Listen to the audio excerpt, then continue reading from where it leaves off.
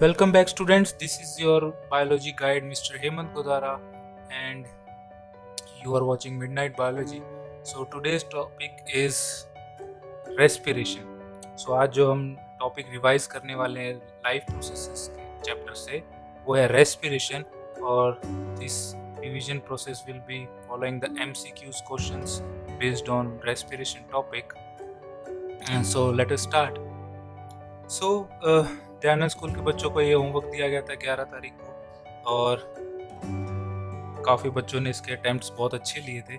सो आज इस टॉपिक को MCQs जो आपको दिए थे उसके सॉल्यूशंस दे रहा हूँ मैं आपको, and the solutions are based on some critical explanations. So please अगर आपने कहीं से देखा या कुछ डाउट्स भी हैं तो प्लीज़ इस सॉल्यूशन को ध्यान से सुनना और समझना, और कोई पॉइंट एकदम से मिस हो जाए तो उसको पॉज करके दोबारा रिपीट पे सुनना. So let us start without wasting any time.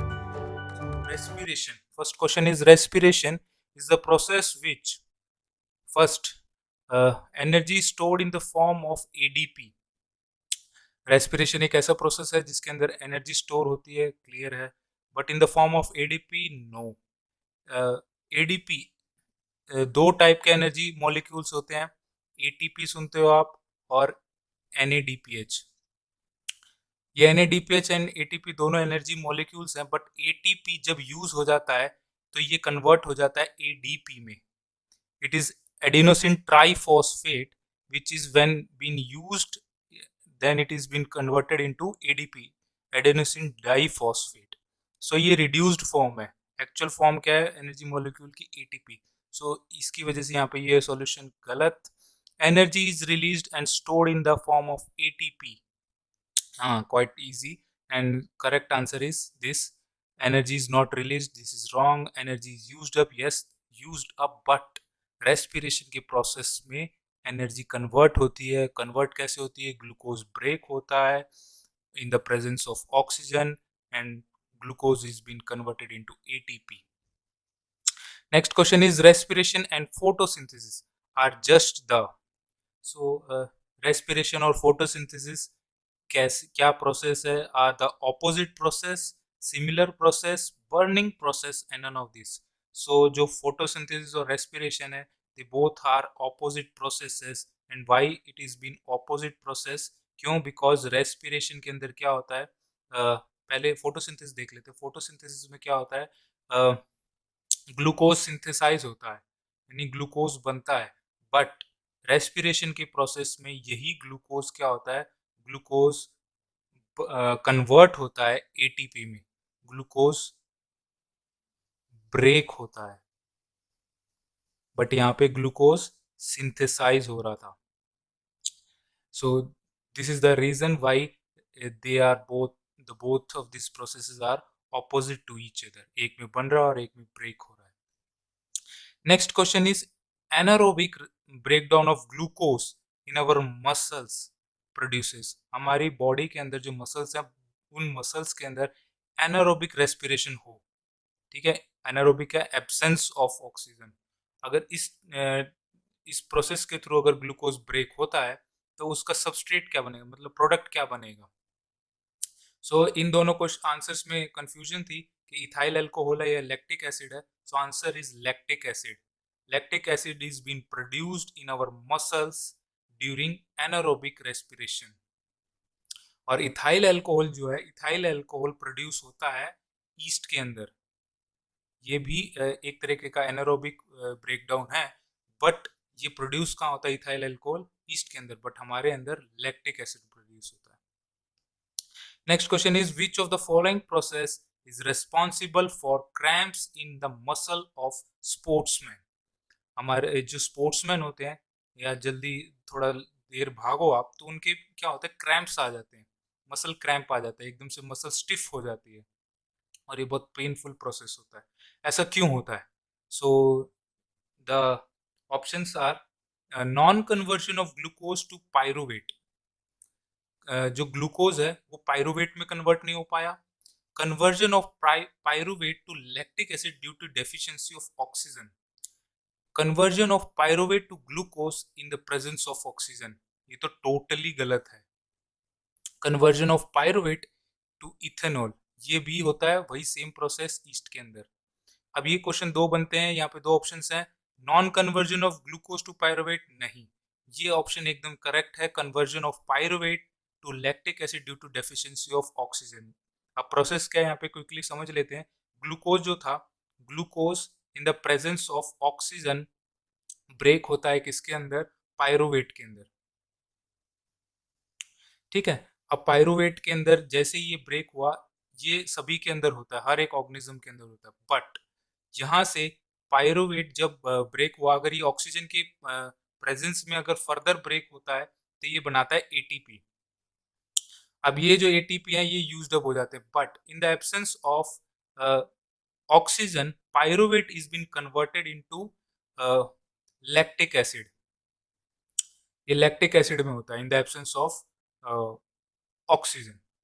अगर ह्यूमन मसल्स हैं तो लैक्टिक एसिड होगा इन ह्यूमंस, ठीक है। बट अगर दूसरा, अगर ये ब्रेक डाउन हो रहा है दूसरा तरीके से, जब ये ब्रेक डाउन होगा तो प्रोड्यूस होता है इथेनॉल। इथेनॉल, ये इथेनॉल प्रोड्यूस होता है फंजाई के अंदर, ईस्ट के अंदर। सो ईस्ट के अंदर इथेनॉल प्रोड्यूस होता है और हमारी बॉडी के अंदर लैक्टिक एसिड प्रोड्यूस होता है due to the breakdown of pyruvate into lactic acid in the absence of oxygen. Next आता है the narrowest and most numerous tubes of lungs are termed as. Narrowest and most numerous, so the most numerous बहुत ज्यादा high number में है, और सबसे पतली narrowest tube कौन सी है हमारी लंग्स के अंदर, तो कौन सा है, ब्रोंकस, ब्रोंक्यूल्स, एल्वुलर सैक, या none of this. So bronchus वो होता है जो सबसे पहले ट्रैकिया हमारी डिवाइड होती है, वो ब्रोंकस होता है, या ब्रोंकाई बोल देते हैं इसको, कहीं पे आपको ब्रोंकाई भी लिखा हुआ मिलेगा। So one and the same thing है। So the narrowest thing is bronchioles, correct answer is bronchioles. फटाफट क्विकली डायग्राम देख लेते हैं। ये इस तरीके से हमारी विंड पाइप आती है, विंड पाइप फिर दो डिविजन्स में डिवाइड हो जाती है लंग्स के अंदर, और लंग्स के अंदर जब डिवाइड होती है फर्दर डिविजन्स बनाती है। ये डिवीजन बनाने के बाद एंड में बहुत ही पतली पतली ट्यूब्स में ये एंड होती है, बहुत ही थिन ट्यूब्स में। इसके बाद में यहाँ पे इसके लगा होता है हमारे एल्वेलर सैक, एल्वुलाई। सो ये कुछ इस तरीके से हमारा डायग्राम बनता है लंग्स का। और ये जो होते हैं तो इसमें ये जो है, ये पार्ट जो है ये हमारा है ब्रोंकस, या कह लो आप ब्रोंकाई। उसके बाद में ये सेकेंडरी ब्रोंकाई है, और ये जो लास्ट में बहुत ही नैरो ट्यूब बनी, और ये बहुत लार्ज अमाउंट में बनती, बहुत सारी होती है, सो इनको कहते हैं ब्रोंक्यूल्स। क्लियर है। So next question is the correct sequence of anaerobic respiration in yeast. Yeast के अंदर हमने पूछा है the correct sequence of anaerobic respiration. So first option is glucose, जो साइटोप्लाज्म में है, पायरुवेट एसिड के, पायरुवेट के अंदर कन्वर्ट होता है, पायरुवेट फिर माइटोकॉन्ड्रिया के इथेनॉल प्लस कार्बन डाइऑक्साइड के अंदर कन्वर्ट होता है, तो ऐसी कोई रिएक्शन नहीं होती है, ये कैंसल। ग्लूकोज साइटोप्लाज्म में पायरुवेट में कन्वर्ट हुआ, पायरुवेट फिर साइटोप्लाज्म में लैक्टिक एसिड के अंदर कन्वर्ट हुआ, हाँ ये होती है, बट ये ह्यूमंस के अंदर होती है, मसल्स के अंदर। नेक्स्ट इज हमने पूछा क्या यहाँ पे, ईस्ट के अंदर ग्लूकोज साइटोप्लाज्म पायरुवेट में कन्वर्ट हुआ प्लस एनर्जी निकली माइटोकॉन्ड्रिया के अंदर, क्या लैक्टिक एसिड, ये रिएक्शन गलत है। उसके बाद में last option is correct option which is glucose cytoplasm में पायरुवेट प्लस एनर्जी में कन्वर्ट हुआ, और फिर ये पायरुवेट फिर साइटोप्लाज्म के अंदर इथेनॉल प्लस कार्बन डाइऑक्साइड में कन्वर्ट हुआ। ये है हमारा correct option which is anaerobic respiration in east. So in anaerobic respiration, anaerobic respiration के अंदर होता क्या है।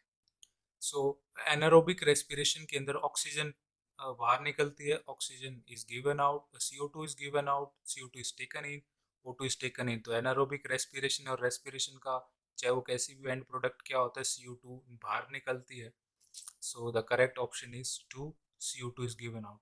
यहाँ पे बार बार ये क्वेश्चंस आ रहे हैं जिसके अंदर एनारोबिक रेस्पिरेशन डिस्कस किया जा रहा है, और ये यहाँ पे जो हुआ था। सो एनारोबिक रेस्पिरेशन जब भी होता है, सो दो बेसिकली एनसीईआरटी के अंदर और हमारे 10th के अंदर जो एनारोबिक रेस्पिरेशन बताया गया है, एनारोबिक रेस्पिरेशन। सो इसके अंदर एनारोबिक रेस्पिरेशन दो के अंदर बताया हुआ है, एक तो हमारी मसल्स के अंदर, ह्यूमन मसल्स के अंदर, और दूसरा है ईस्ट के अंदर। तो ईस्ट के अंदर जो एनारोबिक रेस्पिरेशन होता है जिसकी वजह से हमारी इथेनॉल बनती है, और ये इथेनॉल इस प्रोसेस को कहा जाता है, इस इतने से प्रोसेस को कहा जाता है फर्मेंटेशन।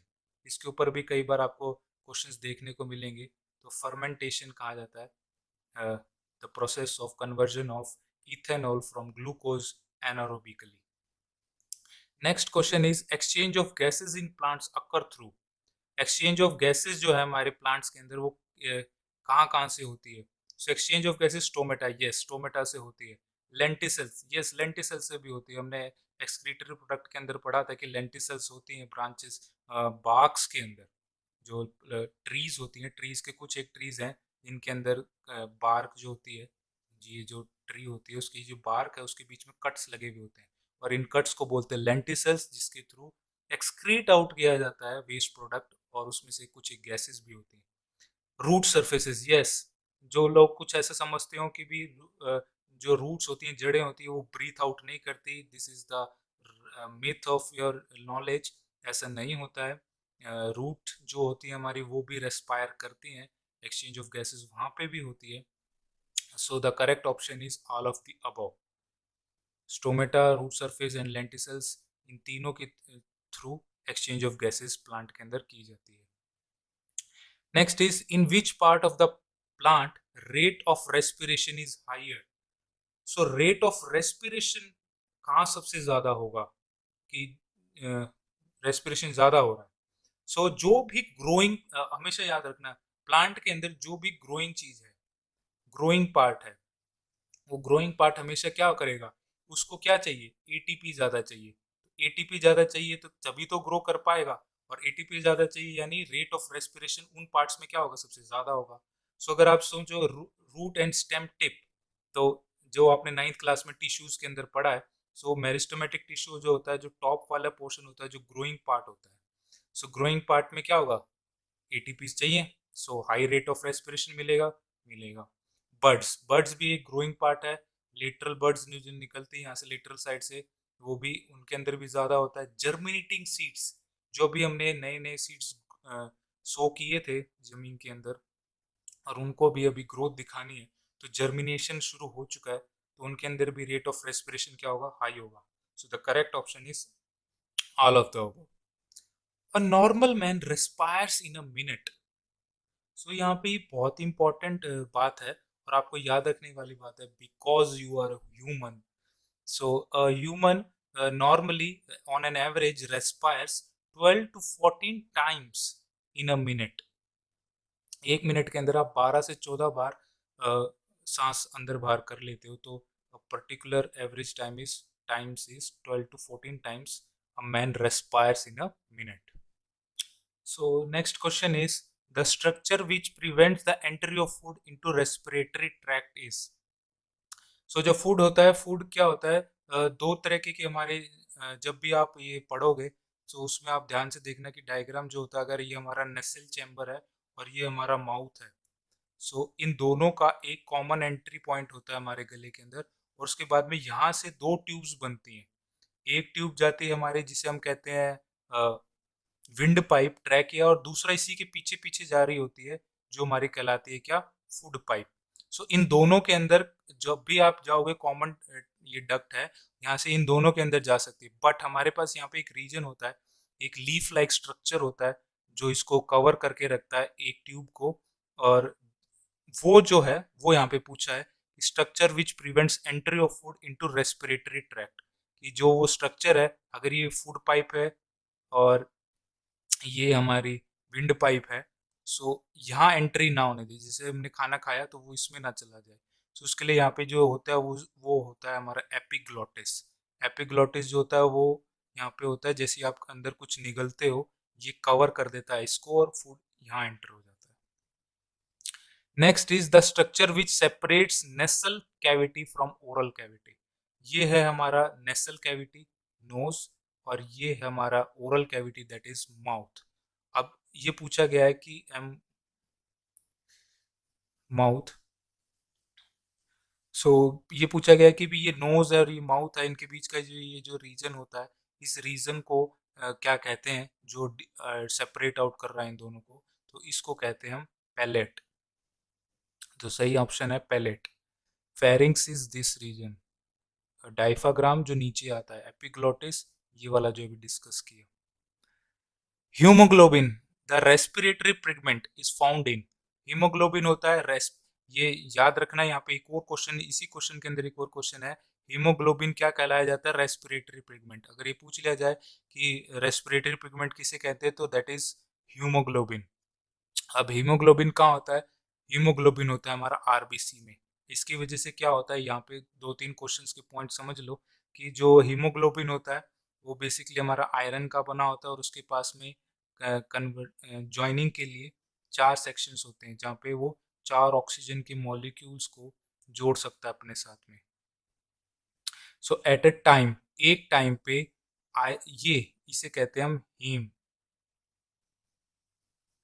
सो हीम, ये हीम का हेमोग्लोबिन का मॉलिक्यूल है, जो कहाँ होता है, आरबीसी में, रेड ब्लड सेल्स में।